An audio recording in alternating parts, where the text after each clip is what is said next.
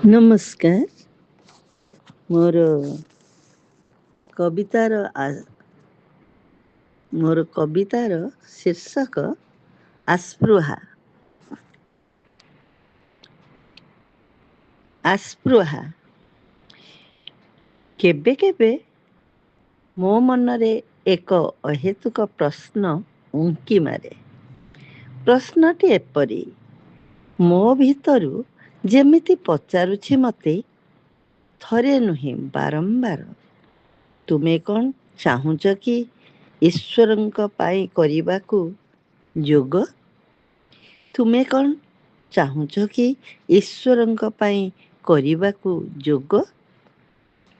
ଈଶ୍ୱର ତୁମ ଜୀବନର ପରମ ଅବଲମ୍ବନ।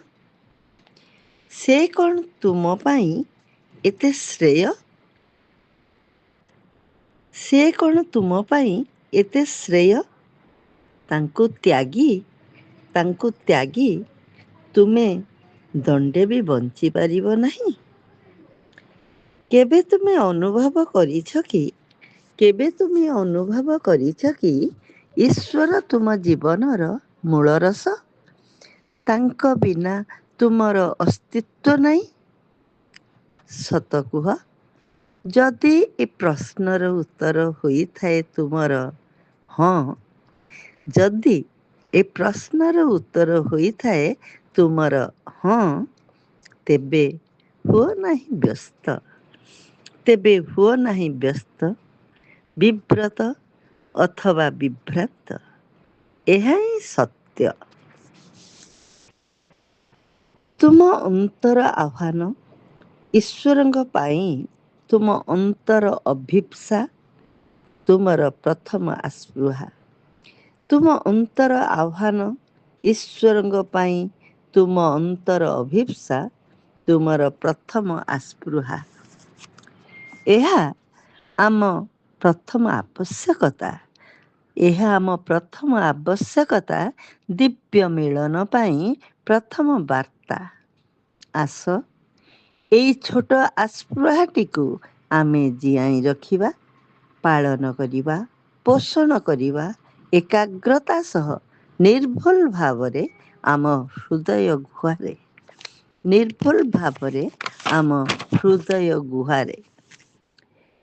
ଆମର ବିକ୍ଷିପ୍ତ ଭାବନା ସବୁକୁ ସାଉଁଟି ଆଣିକି ଏକତ୍ର କରିବା। ଧୀରେ ଧୀରେ ବୁଡ଼ିଯିବା ଅନନ୍ତ ସତାର ଗଭୀରତାରେ। ଆମରି ଆସ୍ପୃହା ଆମକୁ ଦିନେ ଭେଟିଦେବ ଆମରି ଈଶ୍ୱର, ଏକ ନିର୍ଲିପ୍ତ ଅଗ୍ନିଶିଖା। ଜଳୁଛି ଊର୍ଦ୍ଧ୍ୱଗାମୀ ଶିଖା ଆମ ହୃଦୟରେ, ଗଭୀର ନୀରବତାରେ ଓ ପ୍ରଶାନ୍ତି ଭିତରେ।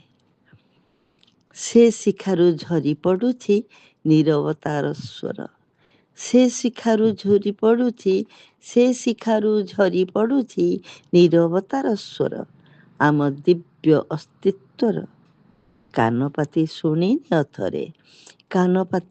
ଶୁଣିନିଅ ଥରେ ଆମ ଭିତର ସତ୍ୟ ସତ୍ତାର ଅଖଣ୍ଡ ସଙ୍ଗୀତ। ଚିର ଆନନ୍ଦର, ଆମ ଭିତର ସତ୍ୟ ସତ୍ତାର ଅଖଣ୍ଡ ସଙ୍ଗୀତ, ଚିର ଆନନ୍ଦର। ଧନ୍ୟବାଦ।